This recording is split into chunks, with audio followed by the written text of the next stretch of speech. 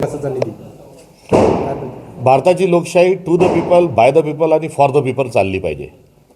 मात्र आता दुर्दैवाने to the MLA, by the MLA, for the MLA आणि तेही सत्ताधारी हे जे मूल्य स्वीकारलं गेलेलं आहे याचंच ते एक घातक प्रतीक आहे. आपले पुढचे आव्हान काय आणि पुढचे 5 आपण काय कामं करणार आहात महत्त्वाचे? मनुवादी विचारसरणी ही पुरोगामी महाराष्ट्राला न शोभणारी आहे आणि एकंदर पुरोगामी महाराष्ट्राला अशोभनीय ज्या गोष्टी सुरू आहेत याविरुद्ध लढा पुकारणं हाही प्राधान्य राहील.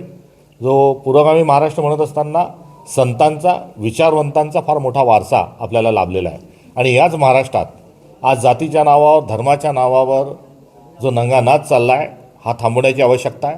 आज कोणत्या जातीचा हे बघून जर लोक किराणा घ्यायला जात असतील, कोणत्या जातीचा हे बघून जर वारकरी संप्रदायामध्ये कुठे कीर्तनाला महाराज जर बोलवल्या जात असतील तर ही बाब अत्यंत अशोभनीय आहे. हा महाराष्ट्राला, पुरोगामी महाराष्ट्राला लागलेला कुठेतरी हा जो शाप आहे हा दूर करण्याची आवश्यकता आहे. त्यामुळे सद्भावना आज महाराष्ट्रामध्ये घेऊन जाण्याची आवश्यकता आहे, प्रेम घेऊन जाण्याची आवश्यकता आहे, सौहार्दता घेऊन जाण्याची आवश्यकता आहे आणि एका हातात संविधान आणि दुसऱ्या हातात भारताची जी परंपरा आहे, जी संस्कृती आहे, जी गंगा जमुना तहजीब जी आहे ही आम्ही पुढे घेऊन जाणार आहोत. आपल्याला संकटाच्या काळात आपल्यावर जबाबदारी आली, कशी पेलणार?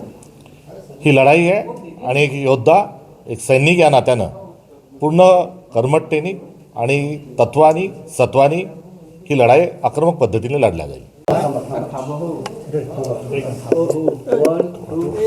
टाका प्रश्न. भाऊ, प्रदेशाध्यक्ष आहे. प्रदेशाध्यक्षपदी आपली नियुक्ती झाली, पहिली काय काय प्रतिक्रिया? सर्वसामान्य परिवारातील कुठलाही राजकीय वारसा नसणाऱ्या एका सामान्य कार्यकर्त्याला पक्षाने जी संधी दिली आहे ही फार मोठी संधी आहे आणि या संधीचं मी निश्चित सोनं करेल ही माझी याबद्दलची पहिली प्रतिक्रिया.